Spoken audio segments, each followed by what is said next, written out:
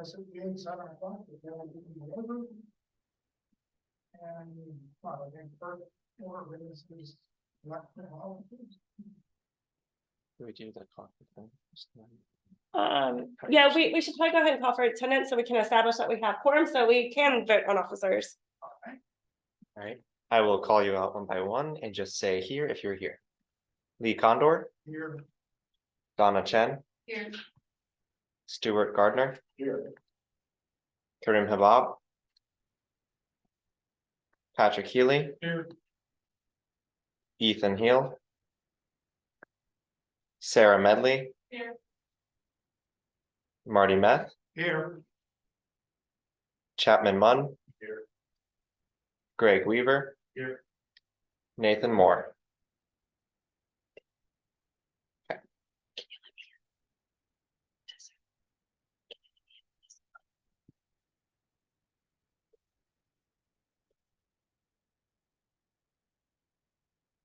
All right, we have quorum.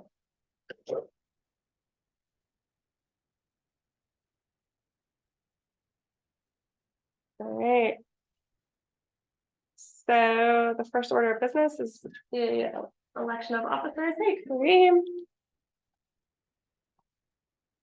This is something we do at the first organizational meeting of the year. So Lee has been serving as the chair of the committee you were appointed by Albemarle County. Donna, you were appointed by the MPO. Donna's been serving as the vice chair.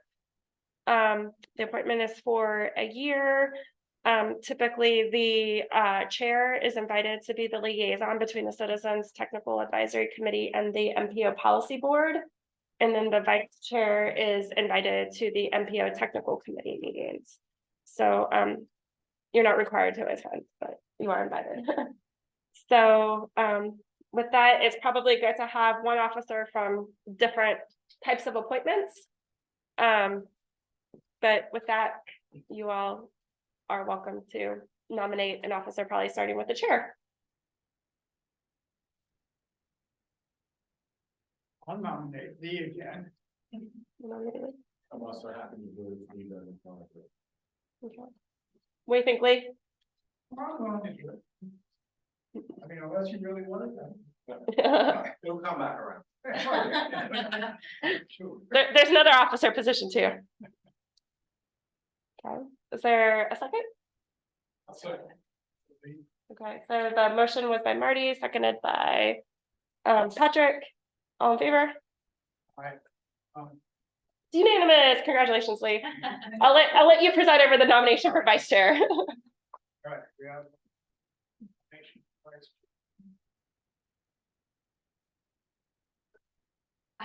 I'm going to be on sabbatical this fall, so I probably should not serve in that capacity. You did a great job. No, I have, certainly have to do it, but what else? Just self-nominated yourself. Is that the official nomination? I'll nominate. I'll not waste it. Okay. Second, Donna, second? Second. Okay. Can you get a gavel? We have We one. have one. Moved and seconded, all in favor? I'll bring a speech next time. I know. All right, next order of business is, of the 5 meetings we held last year, we had 4, we're only 2 of them, so. The minutes for those 2 meetings were for the January and March meetings of 2023 need to be approved. It's been around a while, so I don't know, does anybody have any corrections, or do we have enough?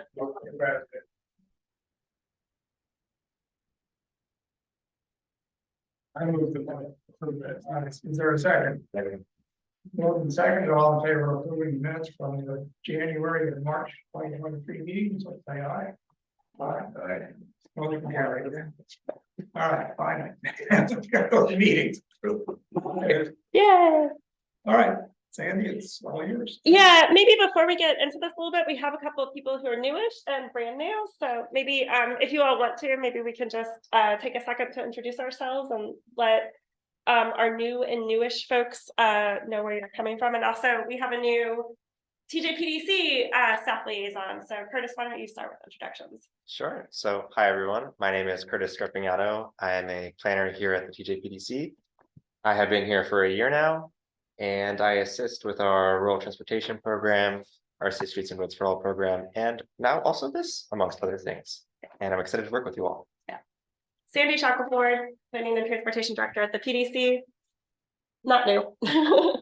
Kareem Habab, I am here as a city planning commissioner, Charlottesville Planning Commission.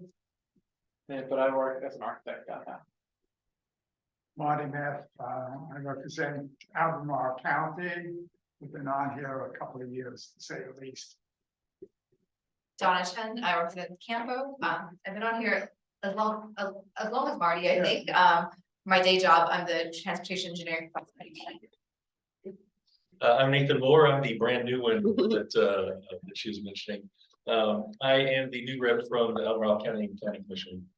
Day job is I manage WTJ radio. Our kids love your summer. Excellent. That's awesome. Lee Condor, also from Albemarle County. It's good to have a full Albemarle County contingent here today. We're all neighbors. Yes. I'm Pat Haley. I have been here since the beginning of my second term here, and I'm from the city. Hi, Stuart Gardner, MPO, been on CTAC about 3 years, and I work in. Yeah, I don't know if I started last year on this. I represent the City of Charlottesville, and my day job is working at the Equity Center at UVA. Chad McMillan, NPO, I'm a GIS.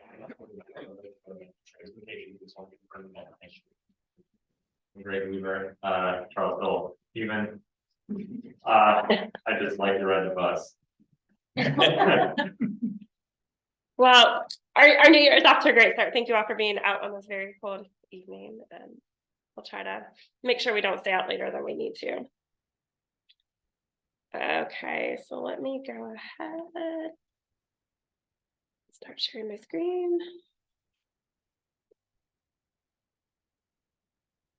All right, so the first thing we're going to talk about is it's been a little while since we've met. We've been doing a lot of work on the long range transportation plan. And so maybe before, unfortunately, I didn't really think to do an intro slide, but this looks really complicated, and maybe I'll take a step back before we get into the nuts and bolts of this. But basically, one of the things that that MPOs are required to do are to develop basically identified transportation improvement priorities for the urbanized areas. So our urbanized area for the Charlottesville Albemarle MPO includes the City of Charlottesville, and basically the urban ring. That is not really a ring. It basically it's kind of like a T shape for Albemarle County, following the 29 corridor and following the 64 corridor. So it goes from Crozet along 64 out east to basically the Albemarle County line, and then south, not quite to North Garden. So I think we determined that Dr. Hose is not within the MPO boundaries, in case you're wondering. But just a little bit north of that, up the 29 corridor to the Greene County boundaries. So those are the MPO boundaries.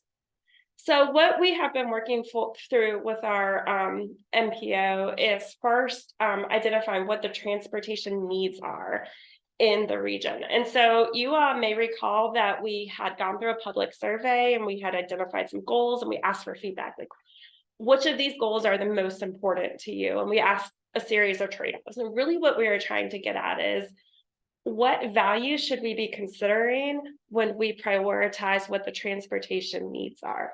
So our goal is to start by identifying the transportation needs, and then determine where do we have projects that we've already been queuing up that can meet those needs.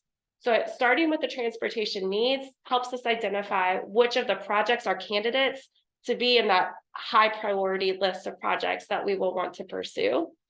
And so there are two things that are going to happen. First of all, we're going to have this prioritized list of needs. We're going to match that against projects that we've already identified to help us determine which projects we need to be prioritizing as far as our funding requests and implementation efforts over the next 5 to 6 years. And then the other thing this is going to help us do is identify where there are needs that we maybe haven't queued up a project for yet that we need to focus some additional attention on to do studies.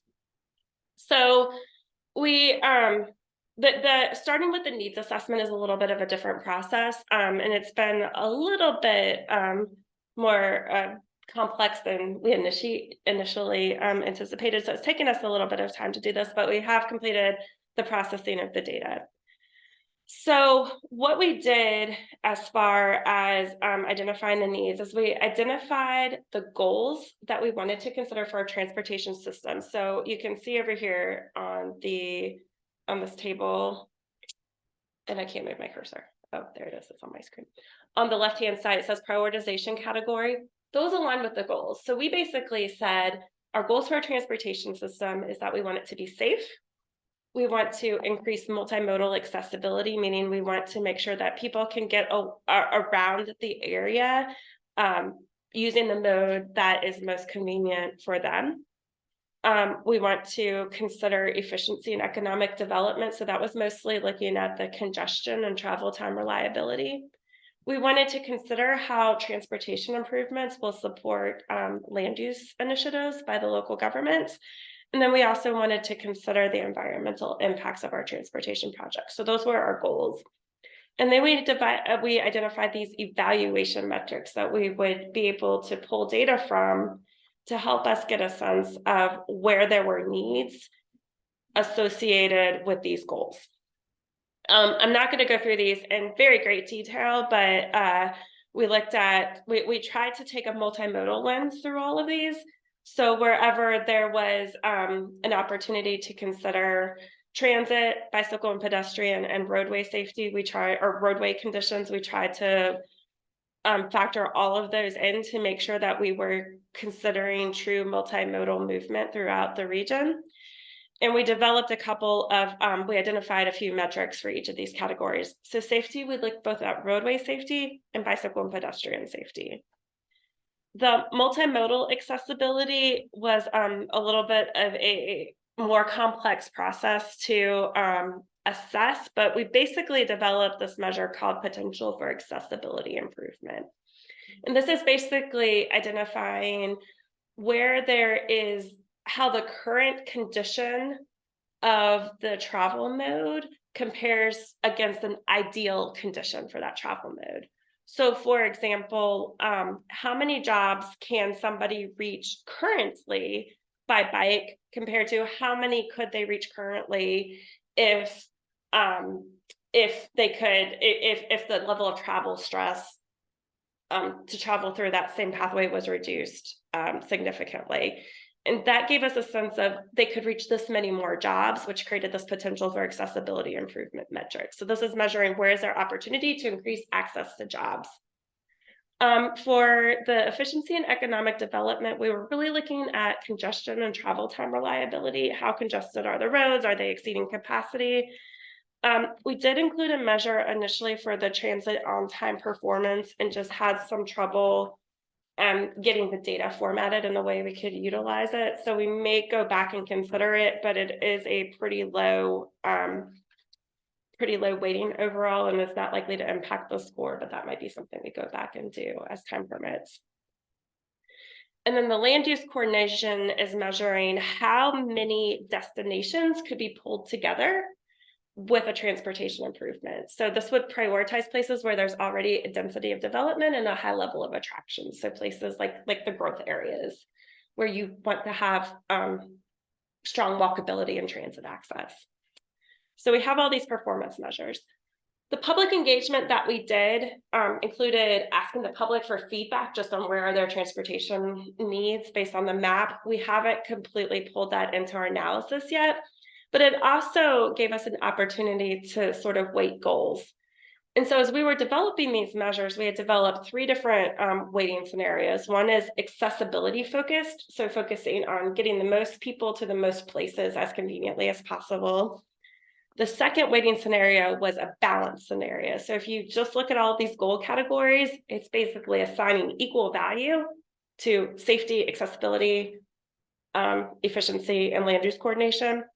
And then this last one was mobility focused, which prioritized getting people places quickly. So this one, basically the main difference between these is the trade-off between the accessibility measures and how much weight we put on the efficiency measures. That's really the difference between accessibility focus and mobility focus. And so what we heard, based on the feedback that we got from the survey, is the strongest desire of the community was really about improving accessibility and improving access to different travel modes. So we use that public feedback to inform which of the weighting scenarios we move forward with. So all of the needs that were evaluated basically were, we took each of these individual factors, we scored all of those, we assigned the weighting factor based on the weighting scenario that we identified, and we used that to map all the needs. You all have a link to all this data, so if you really like the data and if you really like GIS especially, I included the shape files in the folder, you're welcome to go in and look at this in more detail. But just for a little bit of a preview, I think the highest scoring need, there was only one that we used a 7-point scale, so 1 to 7. So if something was between a 6 and a 7, the aggregated score, weighting all of those together, it would have been a high priority need or a very high, high, medium, high. So nothing scored. The highest scoring project was a 5.07, I think just over a 5. So we don't have anything that scored higher aggregated than this medium high priority need. So we'll recontextualize how we present this, but just in terms of our scoring system. This is where the scores sort of let us with the data analysis. I'm going to go through this, a couple of caveats. First of all, this is just what the data is telling us. So we need to vet this against what we also heard for the public feedback and make sure we do a little review to make sure that if something was scored with a high accessibility need or a high safety need, that actually intuitively makes some sense based on what we know about the area. But it doesn't mean that if a need doesn't show up there, it's not a need. It just means it's not a need that the data analysis identified. And this just helps us give us information that we might miss if we just use our own personal knowledge. So the highest priority need is the section of Route 29 from Greenbrier Drive to 250. There are some projects that are have been identified in that general area, but probably will continue to see needs on 29 because it's just a complicated corridor and there's a lot of pressure on 29. Medium priority needs, you start seeing it expand out from the city center a little bit. So we have more projects along the 29 corridor. You start seeing several projects pop up along 5th Street, which I don't think was very surprising. Raya Road at Fashion Square Mall popped up. I'll give you just a second to look at this if you want to. And then we go down to the next tier, the medium low priority needs. Again, still quite a bit in the hydraulic 29 area, a little bit further north on 29. And then we start seeing some needs along the 250 corridor and Pantops, additional needs out on Raya Road. We start seeing some needs around Barracks and Emmett Street and Ivy. So I don't know, just based on this initial review, anything stand out, any surprises, anything that you're like, of course that was on there? You're aware that the county did about 1.5 years ago a traffic corridor study along Raya, have you? Mm-hmm. So how did that factor in somewhere in this? It didn't factor into the data analysis. What we did though is that, the next step of this is that we're going to confirm the needs, the transportation needs, and then we're going to use that to map that against the projects. Like, which projects do we have that meet some of these needs that we've identified? There are a whole bunch of projects identified in the corridor study, and then there were metrics associated with accidents and that. So you have a lot of data that was paid for by the county, frankly. Yeah, we do have a lot of data. What this process helps us do though, is it helps us use a data-driven approach, which is one of the requirements for long-range transportation plans, to assess a large area, because we can't do a corridor study on every road within the MPO. So this gives us a way to assess this on the big picture. But when it comes to actually prioritizing the projects, it might be that a project that isn't as high of a priority based on the need, might be a higher priority for other reasons. So this is part of the conversation, but this isn't going to define what our transportation priorities are. It's helping inform the discussion to identify our transportation priorities.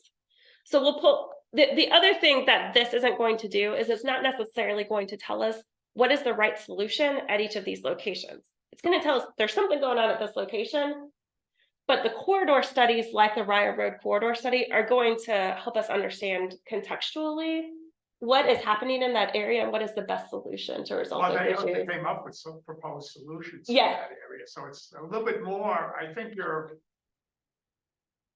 I don't know, not taking it into account enough and somehow having this needs, I can't just tell, but there was so much effort done in that study, we had public input already, and it's unclear to me exactly how that really is playing in this. We're just not there yet. What this is helping us do is it's helping us understand how important is Rio compared to Fifth Street or compared to other issues on 29. It's helping us sort of put it into context. But that's not to say that we're going to disregard the work that's done. That helps us identify the right projects to implement to address the high priority needs that we identified. And these scores were based on using the accessibility based weight scale. So again, this is the data analysis part of this. This is only like one factor that we're considering. It's not the only factor. We're going to have lots of conversations. There's going to be a lot of these types of discussions. So the question might be, Marty, is you know, if doing several projects on that Rio Road corridor is an identified priority for Albemarle County, we need to make sure that that's going to be prioritized in this long range transportation plan. This is just going to help us understand where might there be projects or a need for studies that maybe haven't been on our radar yet. Yeah. Okay. So there are some lower priority needs as well in the green. The idea is that this helps give us sort of start whittling down our candidate project list. I think we probably have over 150 projects that have come from like corridor studies, et cetera. So we need a way to start narrowing this down in order to prioritize maybe our top 30 to 40 projects. And so the idea is that this can help us inform which of those 150 projects maybe are the right ones to start with. And then figuring out what other projects maybe need to be added into the mix as well. So again, there's a table that is included in that SharePoint Drive folder as well. So if this is interesting to you, these maps from the PowerPoint are there. If you're a data person and want to go in and look at the GIS shapefiles, those are available as well.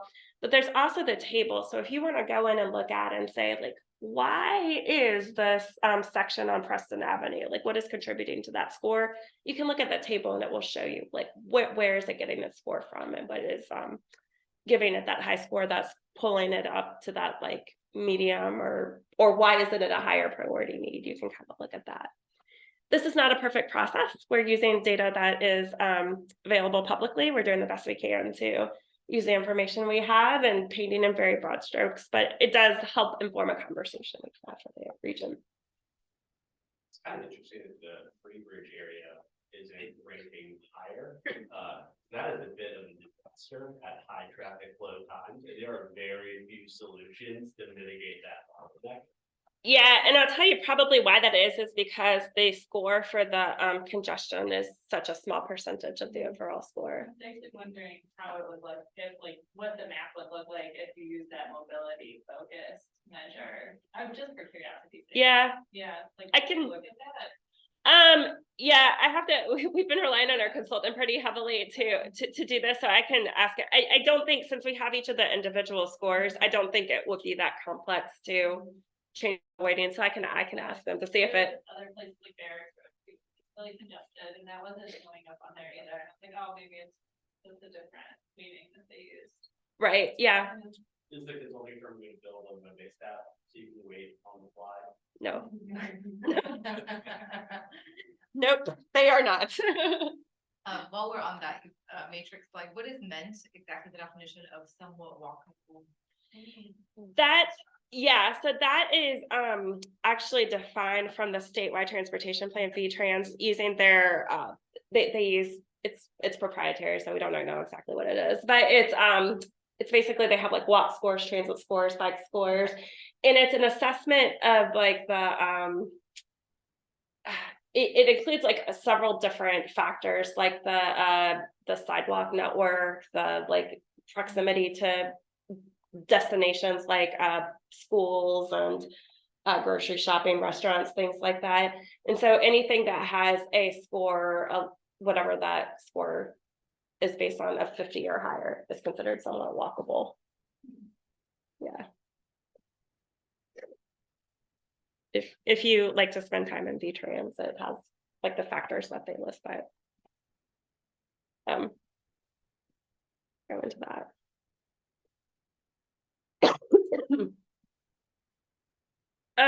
We will be, so our next steps with this, and again, we're probably gonna start at the high priority needs, review our candidate projects, go down the list kind of, but I fully anticipate that there will be projects that are indicated as these lower priority needs that are also going to be picked in, because they might be priorities for additional reasons. Like if something has a really high safety need, even if it doesn't have any other improvements or any other needs associated with it, that's probably something we still want to make sure we are eligible to move forward with.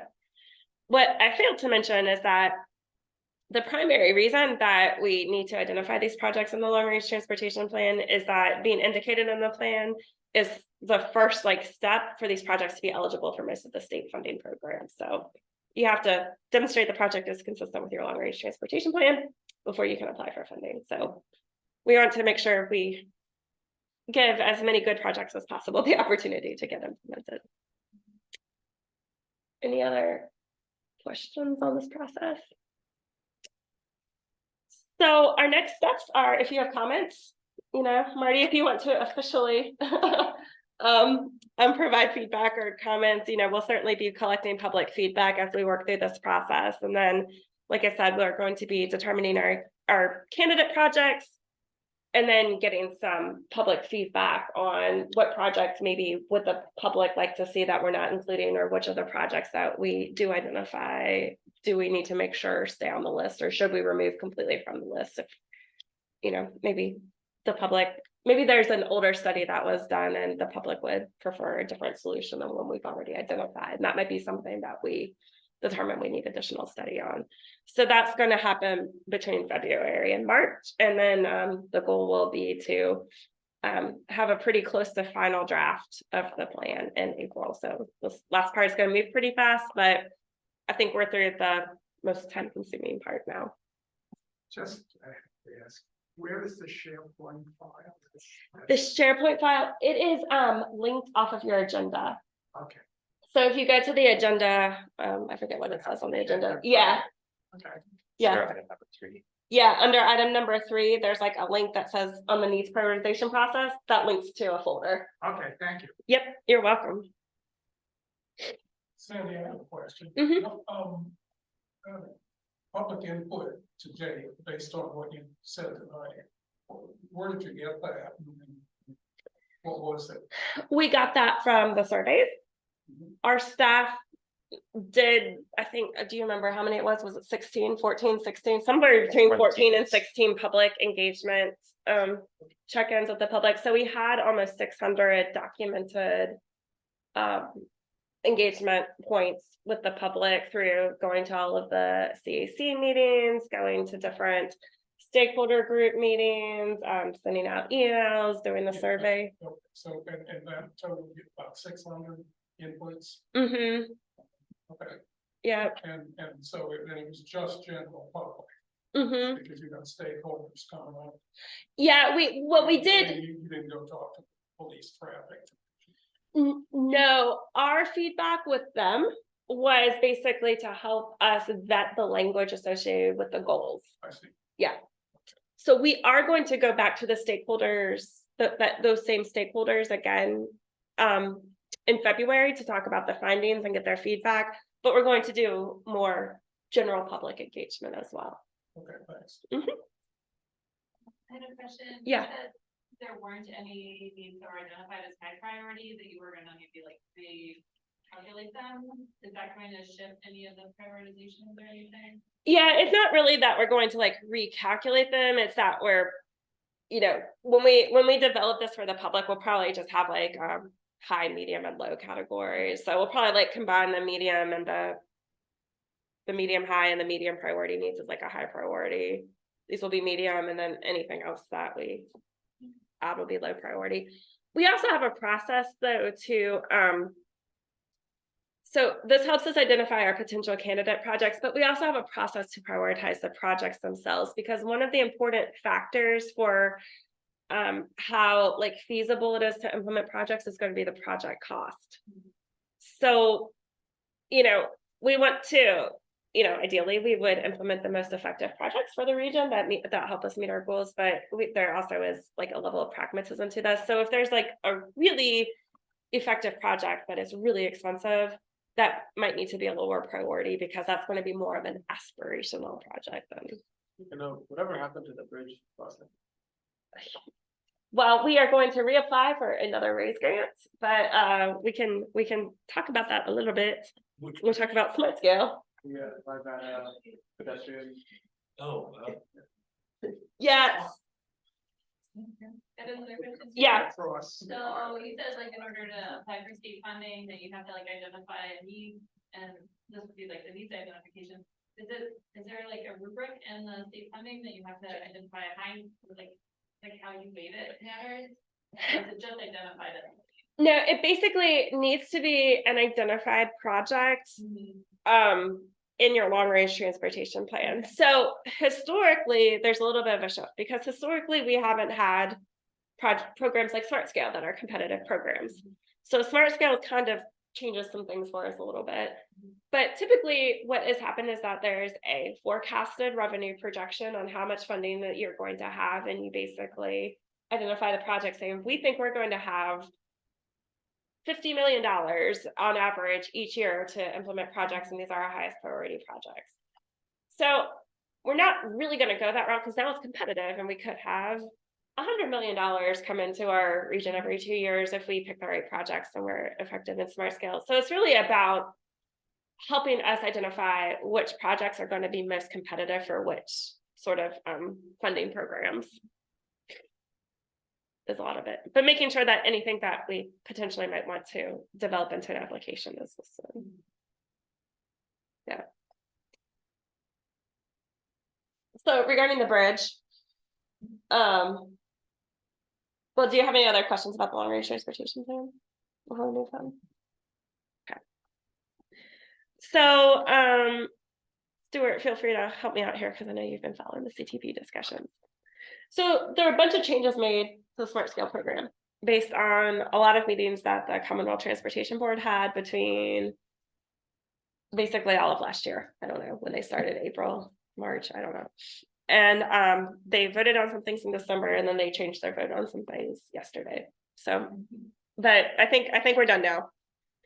So a couple of things that came out of the CTB meeting that are going to affect how projects are evaluated through Smart Scale is, first of all, they were using a current day congestion factor to determine the congestion benefits of projects. They voted to, well, the recommendation was to use a 10-year congestion factor, and they compromised and approved a 7-year future congestion factor. So the idea there is that it takes a year for the funding to get approved, and then it gets added to the end of VDOT's 6-year improvement program. So 7 years from the time you apply for a project is basically when a project typically is scheduled to start. So that's why they went with 7.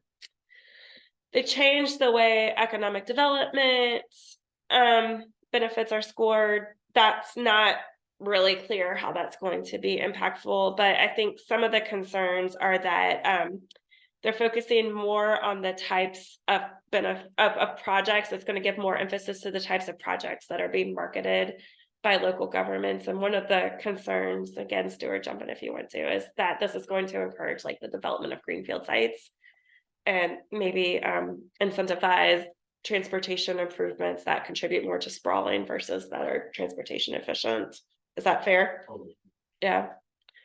And then probably most importantly related to the bridge is they changed the high priority program eligibility. And the reason that that is important is because MPOs and PDCs and transit agencies are not eligible to submit projects through the smaller district grant program. We can only submit projects for application through the high priority program. And so when they change this definition, we'll talk about this for a second, in a second, it means that MPO is no longer eligible to submit the Urbana River Bridge as a smart scale application. A locality can through the district grant program, but the MPO is not an eligible applicant at this point. That said, we're still going to apply for a federal raise grant to do the preliminary engineering for the raise grant, and we're hopeful that either through further refining the cost estimate for that project, that maybe that starts to make sense for Albemarle County to prepare and submit the application, or we could also go back at that point if we are successful and apply for another federal grant for the bridge itself. So we're still pursuing it. It's just not as clear of a path forward.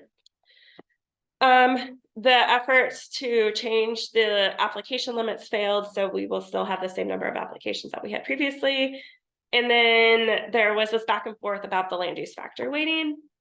So at the staff that was involved with this had recommended basically instead of having land use as a standalone scoring factor, to convert it to a multiplier. And then in December, the Commonwealth Transportation Board members decided that they just didn't want to consider land use at all and voted to just take it out completely. And so that was the case until at the last meeting yesterday, they decided to vote on it again and add it back into the multiplier. So the way that the land use score is going to work is that, it used to be, I think for our area, we are the MPO areas and it's land use area type B. So land use was, I think, 15%. So a percentage of that 15% got reallocated to a combination of, I believe it was congestion and accessibility for our area. They kind of programmed it differently in other areas.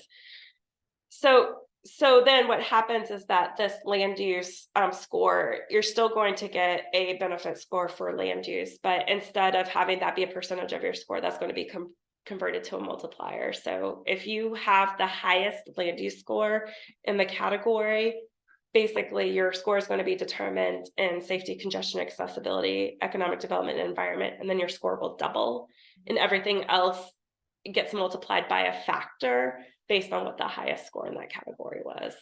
So you get a little bit of a boost for land use if you get a high land use score. But what this is doing is it's not funding projects that only got a land use score, but didn't get benefit points in any of the other scoring criteria. So the good news is it's not out completely. Just out of curiosity, is type A like a really rural area and type B is very urban, or what's the? It's the opposite. So type A is like the most urban. It's like Hampton Roads and Northern Virginia. Basically, type B is Richmond, Charlottesville, and Fredericksburg. And then C is Lynchburg, and I don't know what other. I'm not really as clear of what the difference is between C and D. C is rural and D is really rural. But I'm not sure exactly what the differentiation is. And it had a huge impact with things like biking ped projects, so that basically switched everything to mega highway projects. And then the number of bike peds went down significantly. Yeah, I think it went down to oh gosh, I want to say that I don't know, it went down to like maybe a dozen projects that would have been funded in the previous round under the scoring criteria from, I don't remember what it was, maybe like 50 or 60. So it was pretty significant. One of the concerns though was managing VDOT's capacity, because basically they were saying that we're getting a lot of projects that are funded through this high priority program that are actually really small projects. And so they were having to manage a higher volume of projects. And were just running into capacity constraints, I think was one of the major concerns here. I think there's also a bit of, how you define certain transportation. I think some people on the board consider bicycling a hobby, not a form of transportation, so you're back in that kind of messaging as well. There was a really interesting discussion at the end of one of the meetings about when is riding a what makes something a transportation trip versus a recreation trip. So I don't know if you really have a lot of time and want to listen to any of these discussions. There were some interesting ones, but yeah. So so then the other thing that happened as far as this is that they defined not just where projects had to be located for them to qualify for the high priority project or the high priority program funding. So if you recall Smart Scale, there are two funding buckets. One is the big statewide bucket, and those are really, and that's really intended to fund these like bigger statewide significant regionally significant projects. And then there's the district grant program. So every VDOT district gets allocated a certain amount of funding, and those are intended to fund the more locally significant projects. And so there's this effort to basically define what should be considered a regionally or statewide significant project, not just where the project had to be located. And so they came up with this definition. And one of the really disappointing things is that when they were talking about bridges, they initially had new bridges as its own category and did not specify that a new bridge had to be include vehicular access. So when they ran all of these scenarios based on the previous round of Smart Scale with the new scoring metrics, the Ravenna River Bicycle and Pedestrian Bridge actually would have been funded. It was very competitive. Just add motorcycles to it. Yeah.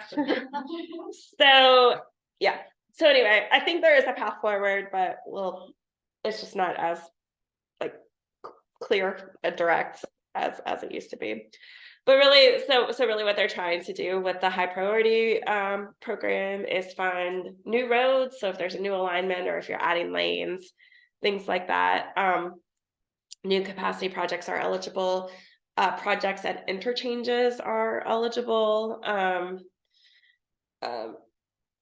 And then they really tried to say if there were like transit projects or freight projects, they needed to be larger scale.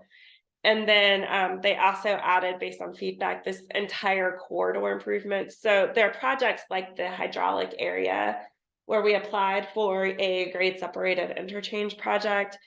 And it just wasn't going to be competitive because it's an expensive project, $120 million. It's just going to be hard to be competitive through something like Smart Scale.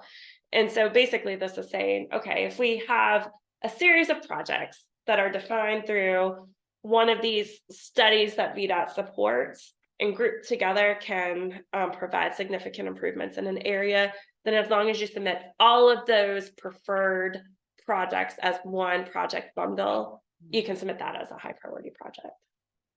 So, but caveat is you have to submit all of them together as one project.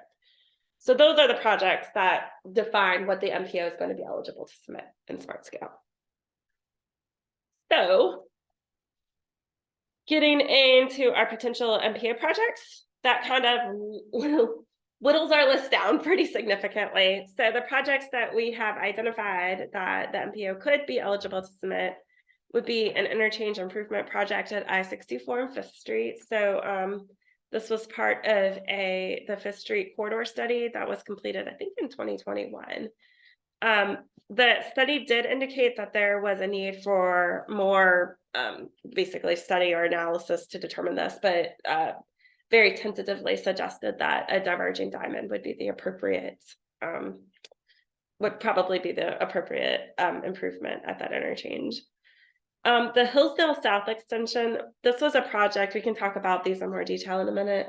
The Hillsdale South Extension was a project, basically, if you recall, Hillsdale over where the not Wegmans, Whole Foods is, they're putting got to get my grocery store straight.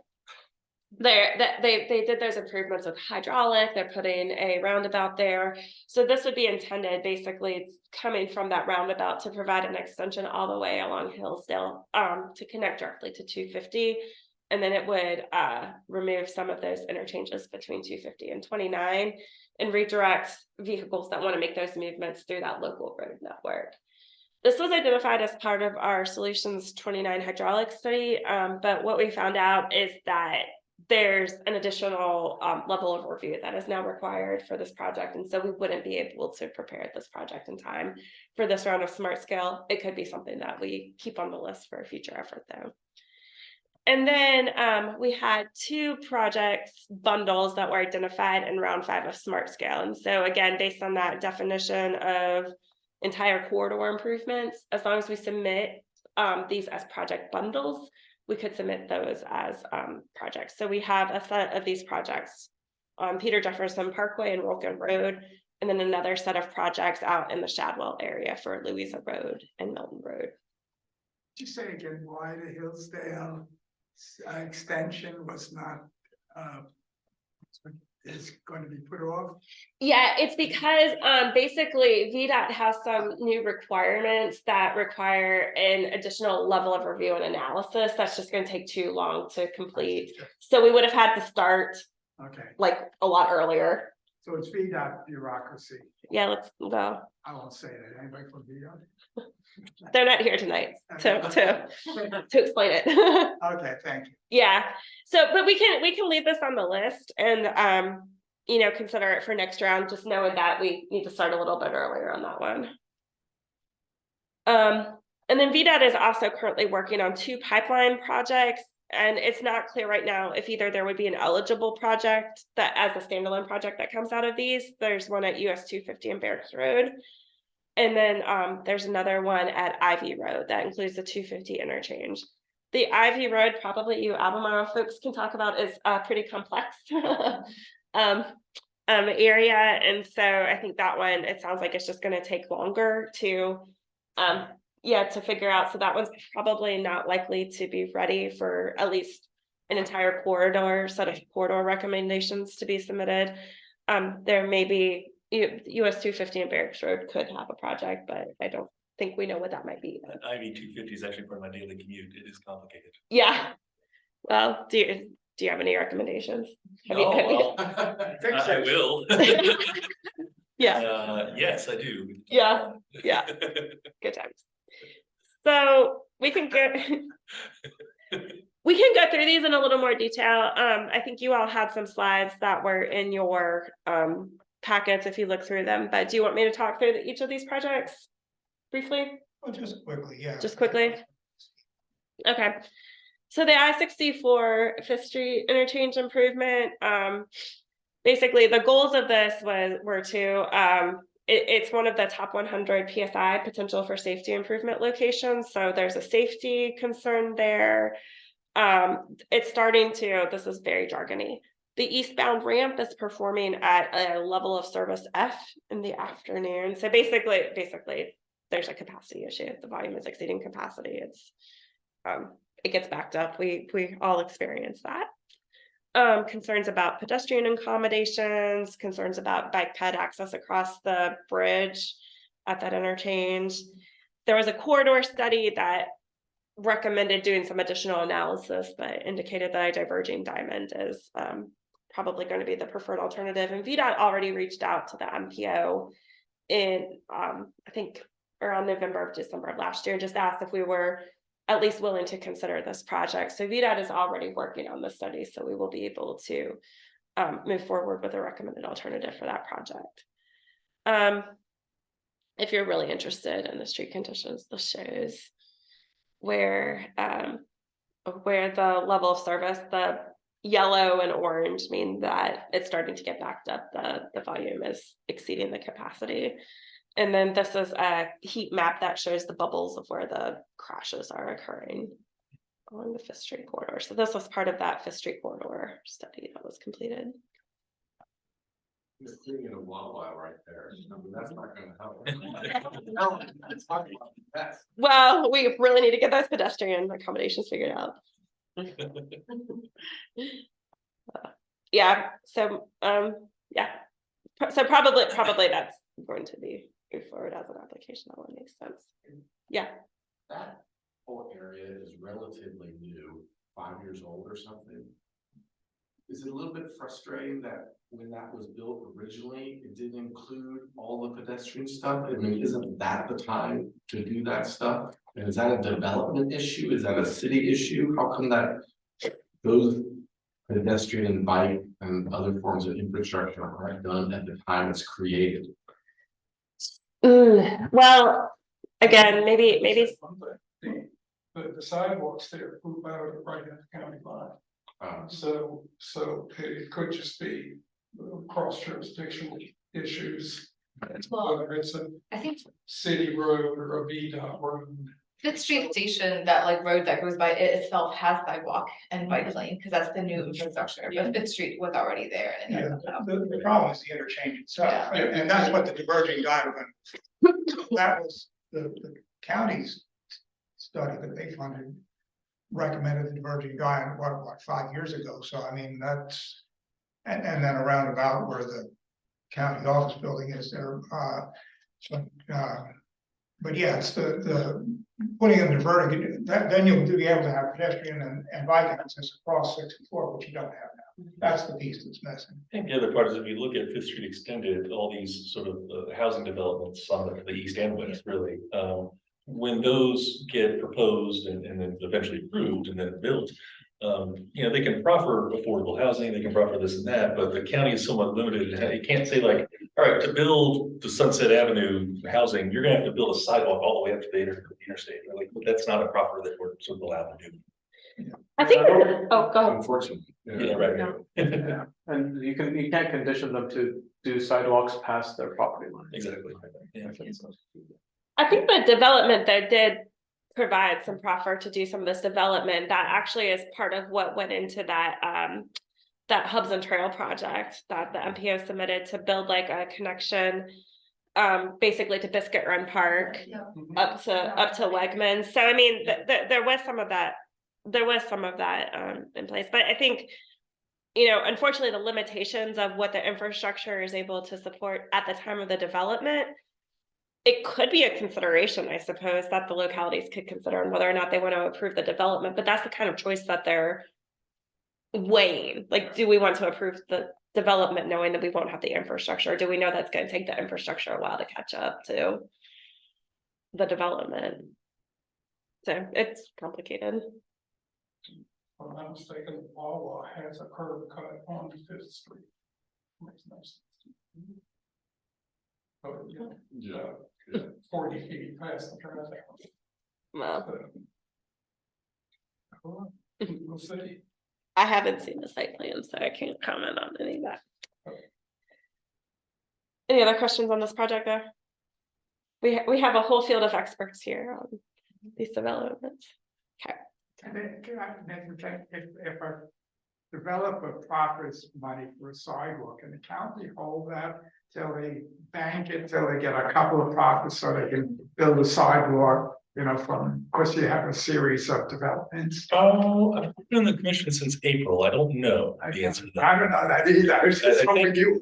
Typically, the proffer would be like, we're gonna build a sidewalk along this road. Sure, It's and our then, frontage. yeah, but when we get the money for it, and then Yeah, I don't know. that bank it, it'd be an interesting thing to think about.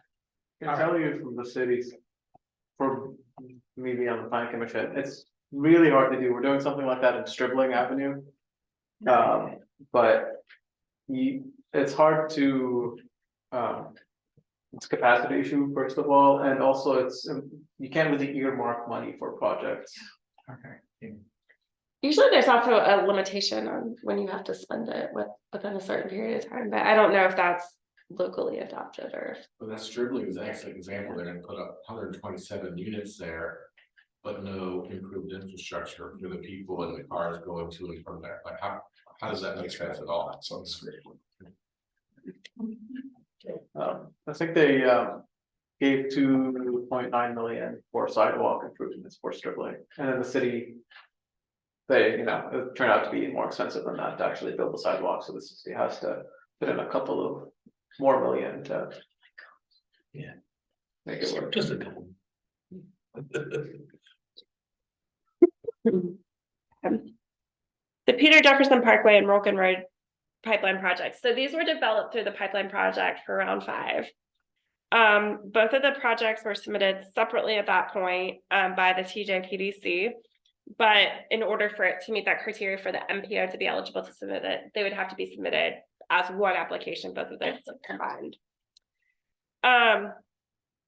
So this table down here shows where they got the project scores. So you can see that there were some land use scores, but they also had specifically the Peter Jefferson Parkway project also had a good amount of benefit points that were derived from economic development and environmental factors.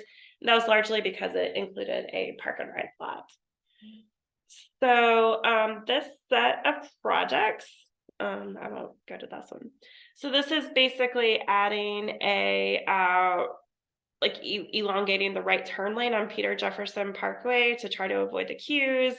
It's removing the through cut traffic, so you can't go straight through this intersection anymore. You can turn right or left, but you can't go straight through to try to minimize the traffic movements. It's closing a median crossing right here. I forget what that road is. And then it's adding the park and ride lot with a capacity for 50 projects, or 50 projects, 50 cars, 50 vehicles. There were some concerns. This parcel has changed ownership with Westminster Canterbury, but I think the city staff at least is tentatively still comfortable supporting it moving forward and working with that property owner for any concerns related to the development. And then the second project that would be included in this project is a little bit further west at Rolkin Road. So basically you would be adding some pedestrian crossings at 3 of these intersections. So this is Rolkin Road and Richmond Road or 250. So you'd be adding this intersection across Rolkin Road, or this pedestrian crossing across Rolkin Road, right here across 250, and then on the northern quadrant of Rolkin Road. Where's Rolkin? It's well, I know it because that's where the Chipotle is. That's where you turn to the Chipotle. Top of the hill. Oh, yeah, okay. Yeah. So this is just striping crosswalks or? It's striping crosswalks. It's also adding a pedestrian island mid-walk, and then it's also extending the sidewalk for the stretch of the road. And so it'd be those 2 projects. And so previously those sidewalks and pedestrian crossings were $11.9 million in 2025. So probably decrease in cost. But they each individually scored fairly well, so there's a good chance they could be competitive. Any other questions on this bundle of projects? Okay. Park and ride mix up like bus services. They will have transit access there. I don't know if that doesn't necessarily mean that transit would add a stop there, at least not right now. But I think one thing to remember though is that there's also the new microcat service, right? That's operating in Pantop. So people could come into town from out of the area, park there, and then access microcat or get on another bus route. Really hope it continues. Yeah, it's exciting. Sandy, do we know why it costs so much to build sidewalks? Part of it, I mean, I don't know what the breakdown is. I can go back and look at that application. Can we see, or can we send it? Yeah, it's all in a public portal. I can, if anybody wants to be able to access this information. I suspect a lot of it is right of way though. One is compensating for right of way purchasing has become a lot more expensive based on some new regulations that were adopted, but also if there's any disturbance of right of way. Also the traffic phasing. Yeah. And utility poles. Yeah. Really expensive. But no, we have a cost breakdown. I'll be happy to pull that and send it to you. It's not just the company. Yeah. You just get out there so quickly. Yeah. Could build it myself. Anybody watch that Parks and Recreation episode where Yeah. Ron Swanson fixes the pothole? So then there was this other set of projects over in Shadwell, And the MPO could be eligible to submit these projects, but we're probably not going to recommend that because the benefits were really low. It's not likely to be competitive. So while it's eligible and while there are some high safety needs, it's just not very likely to score well through Smart Scale. But we can walk through those. So again, we would have to submit this as a bundled project. And Lee, I know you also had another idea for this area, but the first project would be what's called a displaced left turn. So one of the issues here is that Louisa Road comes onto 250 here at this kind of weird angle. And so one of the goals would be to basically close, you wouldn't be able to make a left turn onto Louisa Road from the eastbound travel along 250. So they would close that and you would have to go through this intersection and make a U-turn and come back and turn up that way. So that was the recommendation for that particular intersection. All those machine lefts. So people could figure them out if we have enough of them. And then there's a roundabout that was proposed at the intersection at North Milton Road. So, I mean, this one is pretty basic as far as a roundabout, but again, and then Lee, I don't know if you want to talk through your Well, yeah, concept. what I propose, and note that this has a new bridge too. Oh, So instead of line Louisa Road and Milton Road. So you see where Milton Road used to be, move it somewhat to the west, have a single roundabout, completely eliminate the intersection at the present intersection of Louisa Road and US 250. So now you have one intersection instead of two. You completely get rid of the traffic signal, and it worked much better, and actually cost less than what VDOT proposed. The terrain is perfect for crossing the railroad there. The road is 20 feet higher than the railroad tracks, so you go right over it. And actually that roundabout is bigger, that's 170-foot diameter instead of 150. That would solve the whole problem. yeah, and that's a new bridge. I'm not sure that VDOT will agree with your cost estimate assessment, Well, but I mean, they need to run the numbers, Yeah. but the beauty of it is they're all once you have a new bridge in there, the road that connects to the roundabout from the north uses an existing right of way, so there's the right of way impact is minimal, even though you're moving roads around, because the school owns the land that's between where the road is now and where it's moving, so basically the county already owns the land. So it would be fairly easy to do, actually. Well- And Lee, with the added land, would it drift toward county land because of that right of way advantage? I mean, Well, I don't know what you do with the no man's land in between, sell it to the farmer there that owns the land now or whatever, but. because. But between the quarry and the farmer, it's just brush land now, nobody's using it for anything, so I don't know that anybody would care one way or the other, but. again, though, we're probably not going to recommend this project moves forward. Like, not because it's not a good design or it hasn't been vetted, but just because the benefits just aren't as high for this. I sent that design Yeah. to Sean, but I never heard back. He's a busy man. I like it. And so then we have the two pipeline studies, and I don't have any specific recommendations. I can say though that this is the map of the area that is part of the pipeline study for the Barracks Road, and that the V-Trans needs, so V-Trans is the statewide transportation plan. And basically to be eligible for Smart Scale, the projects you propose have to meet a stated need in V-Trans. And so the V-Trans needs that could be addressed along Barracks Road are safety concerns, bicycle pedestrian accessibility, and transit accessibility. That's for the Barracks Road pipeline study. And then for the Ivy Road pipeline study, the V-Trans needs, it's a much bigger area. It's a much more complex, I guess, community engagement process. There's a lot more active development in that area, I guess. And there are just some really challenging conditions for that area that they're trying to work through. Yeah. Yeah.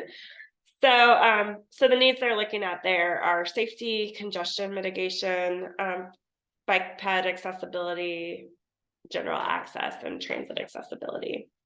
So there are a lot of projects you said going up around that area. I'm not sure, how do the new projects play into the needs, in terms of the factors? Do you project out and say if they're gonna build 300 more apartments in the next 5 years, does that somehow play into these factors or whatever the number is? You know, that's all based on how the state determines their needs. So I'm not sure if they factor in those pipeline like developments as part of their needs assessment. I'm not 100. I can check on that for you, Marty. Yeah, it'd be interesting to hear. Yeah. So wouldn't the 7-year projection soak up some of that? That doesn't apply necessarily to, I mean, it could, I don't know, but that is related to how they evaluate the benefit scores for specific project applications that are submitted, which isn't necessarily the same thing that they're using to identify the needs. Yeah. Ideally, there would be a relationship between them. Yeah. That said, I am not on staff with the Office of Intermodal Planning and Investment and have not spent enough time in the plan to know that offhand, but we should be able to find that out. It probably at least plays a role in the congestion mitigation, I would think. So Hillsdale South Extension, again, I'm not going to spend a whole lot of time on this, but basically the goal would, the main benefits that were identified when we submitted this previously were really the congestion mitigation. And that's because we would be moving the traffic off of 29 and 250. But also maybe more locally, some of the benefits is that it would also give us an opportunity to build some infrastructure for bicycle and pedestrian movement to circulate through the area. Alternative path, like pathway for bikes. Yeah. Yeah. Better connectivity. You can see this got a very high land use score, so we wouldn't have that benefit. So this is something we can certainly keep on the queue for consideration in a future round. And then this is what it would look like. So this is the Whole Foods. There will be a new roundabout right there. You'd be able to come down to 250.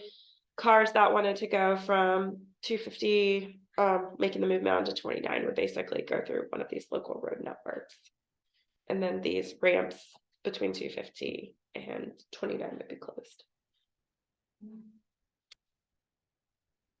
So basically, this is what we're recommending basically because this is what's left that is likely to be feasible to move forward and is likely to score well enough to, at least stand a chance of getting funded. So it would be the interchange improvement at I-64 and 5th Street, the Peter Jefferson Parkway and Rolkin Road improvements. And then if we're able to get projects identified on time, projects either for the whole corridor or for a eligible project for the Barracks Road pipeline project and Ivy Road. And if you're not, could you keep the Shadwell project on as a maybe for? Yeah, I mean, we can keep it on. We're eligible to submit it. I think kind of the feedback I'm hearing is that we just don't know if it's worth the staff effort to submit it. I think that's really what I'm hearing. We're eligible to submit it though. It's a project we could move forward with. Well, with the approach that I propose. Well, I don't know, Lee, because of the requirement associated with it has to be a preferred solution that's identified as part of that corridor study. I don't know if we could submit an alternative to what was identified as part of that pipeline corridor study even though it fixes two intersections that are displaced from each other. Right, but that wasn't identified as the preferred alternative in that study, so I don't know if it meets that criteria. Well, is there any way we can at least recommend that VDOT look at it again, maybe? I think Get a second look at least. what you all could do is ask the policy board to make that request to VDOT. If you Okay. wanted to do that, All right. and then it would be up to the policy board too. Ask Of VDOT, course, yeah. sure. I have a question. Mhm. So like with the I-64 Fifth Street project, like, so let's say you add that to your tip. And the tip is rolled into the STIP, then let's say VDOT selects that project. Would they be responsible for putting it out to bid and letting it, or does that come back to the MPO?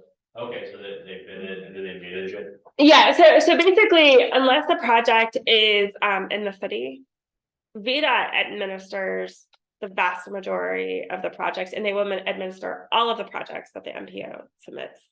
We don't do that. Mhm. Even some of the projects in the city, I think VDOT could administer if it is a regionally significant project that would, yeah, that there would be support for it.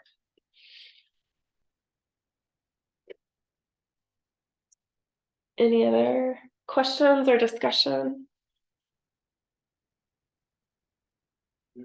Yeah. One of the things you mentioned, some other grants that localities can apply for, and there's, all the EV infrastructure grants coming out now. How does that fit into the mix? Is that a different team of folks, or is that something that the planning commission considers where to and what to apply for? Yeah, so I mean, there's all of these federal discretionary grants. Those have their own sets of criteria for what types of projects are eligible, what those projects are evaluated against. So it would really be up to, it could be the MPO, but more likely in a lot of those cases, it would be the locality to determine, do they have projects they want to move forward that align with the goals of those discretionary grants? And can they prepare the applications? That's what we're doing with the Ravenna River project, bridge project. It aligns really well with the RAISE grant criteria. We have a competitive application, so it's worth pursuing through a non-traditional channel. It's just that those are going to be really competitive programs. Versus the other state programs, though, that we can be discussing are, there's not just Smart Scale. One of the benefits for Smart Scale is that there's no local match requirement for it. So you can do bigger projects, the funding pot is a little bit bigger. And there are these sort of checks and balances to try to at least consider distribution of funds statewide. But there are other funding programs in the state too. One of them is revenue sharing. Those are 50-50 matches. So the locality has to put up at least 50% of the project cost. There are also limitations, though, to how much funding localities can receive each round, all projects in, and how much funding a project can receive in total from revenue sharing. And then there's also transportation alternatives. Transportation alternatives is an 80-20 match. So the state, I think that's actually federal funding, but you get 80% of the project funded, locality pays 20%. The catch there is that each VDOT construction district is allocated $2 million every 2 years for transportation alternatives and a sidewalk cost. 11. Yeah. So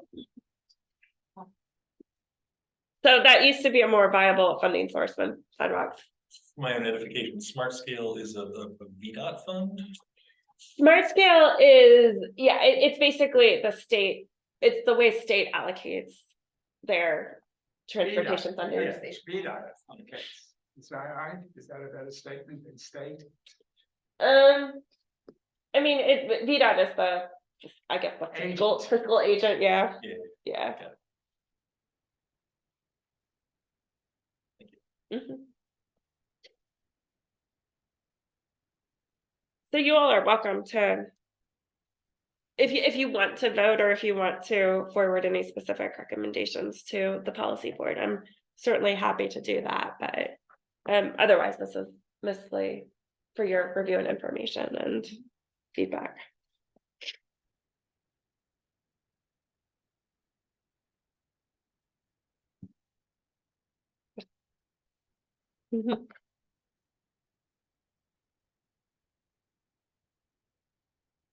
You want to kick back to the original grouping before we break them out into 1 through 6? So that everybody can just see what they want. The original what? Like the list of all of them? Yeah, there was an original list for the ask for specifics.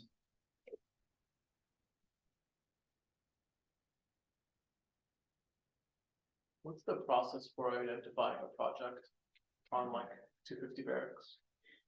Well, the first step is to do you mean through the VDOT pipeline project?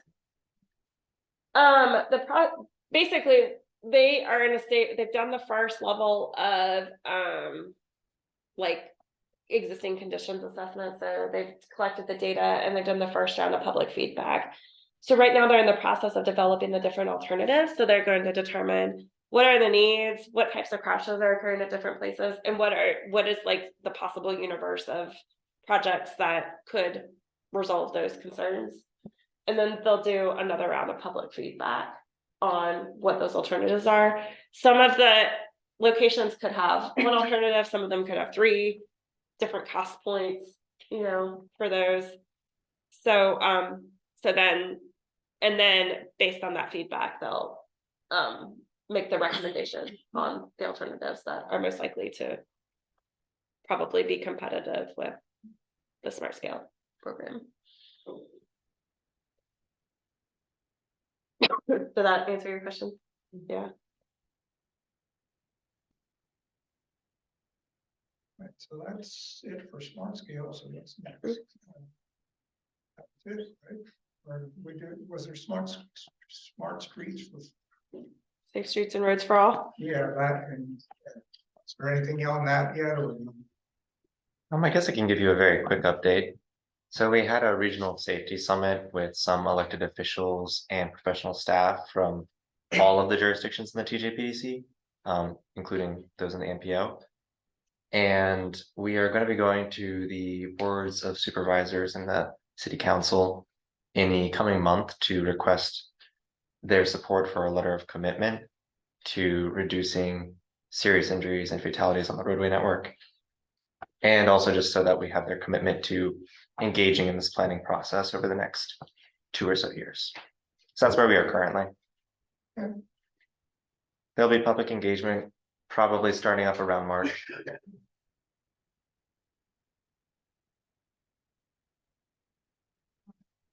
I have a question. Sandy, were you hinting at, like, in order to get Lee's proposal back to the policy board, like, we should vote on doing that? If you want to like formally as CTAC, ask the policy board to. Is there a what would the downside be to that? I have no skin, I don't know anything about that intersection, so like, I would be in favor of just doing it if there's no downside. You know, if it's just like, send it to them and they can decide what they want to do with it. I don't know. Well, I mean, if there's a desire to vote on it, we can certainly do that. What I probably would do is I'll just send out an email to the policy board and say, here, please consider this at your next meeting, and either they will or they won't. I mean, I proposed an alternative design for the pedestrian bridge, and you know, I had one member who liked the idea, the other 4 didn't, so that was the end of that. But you know, I will make them aware of it. I don't know whether we voting as a group and saying, yeah, you ought to look at this would have any more impact than me just submitting it personally. Well, you're doing it on behalf of the group, basically. Yeah. Well, yeah, I mean, whether that carries any more weight with them or not, I don't know. But if you all think you want to vote on it, we can do that. I move that we vote on it. All right, well then, is there a second? All right, all in favor of recommending that? No, you're only voting on it now. So maybe you should recommend that you forward that recommendation to the policy board. All in favor of voting on it? There you go. All right, looks like that carries. So then a prospective motion would be to vote on recommending that the policy board at least consider that alternative design. Yes, and which you would do. Right, I mean, I've already, all I'll second that. right. So all in favor of CTAC recommending that alternative? Looks like we carries, okay. Well, that maybe have a little more weight, so. Well, public input has weight with what we've considered tonight. Well, true. So Sandy, will you then notify them of Mhm. that? Okay, all right, then I'll stay out of it, so. Yeah, I'll put that as part of the presentation. Fair enough, well, thank you, Paul. Mm. I just do those things for the fun of it, so you know, the VDOT will spend $100,000 for the consultant to come up with what they did. I offer it for free and they, Free is not worth anything, apparently. You gotta raise your Yeah. Quick question about smart scale, is it gonna be around 7 or 8? Barring Presumably. changes in like the state Yeah. code, like it's. Yeah. Yeah, it's, That Hillsdale probably gonna be great. it's expensive. Sure, it's really expensive. More expensive than sidewalk. Yes. that said though. The efforts that the CTV has recently gone through to make changes to smart scale is intended to provide better support for those larger scale projects, so it could be more competitive now. All right, so there's nothing else on the agenda then, other than, Other matters. matters before, I think anybody have anything else? Yes. Any vacancies on? How many vacancies do we have and what should we be thinking about to fill those vacancies? I think we have Two, two. County is still those 2 biggest. Yeah, but we've notified Albemarle County, and I saw that it was being advertised for positions Right. to be filled, so. Because Nick Garber is no longer on, or did his term end, or is he still? Yeah, his term ended, and then Mr. Munn was appointed, but he had already accepted the appointment from the MPO, so. Okay, nice. Yeah. I've got one, the newest member of city council has kind of put transportation front and center. Has she been down to see you all? I am meeting with her on Monday, but she is also going to be, she is being She's the appointed to the MPO Policy Board. So she'll be in the mix then. Mhm. Yeah, the only, we just have 2 Albemarle County appointments that we're working on filling. But you all did a great job of showing up today, so thank you. Thank you all for being here. Yeah. All right, then we are adjourned. Now you have to say the motion to adjourn. No, we don't. Look it up. Yeah, thank you. Thank you. The next meeting, just invite someone on. It will be March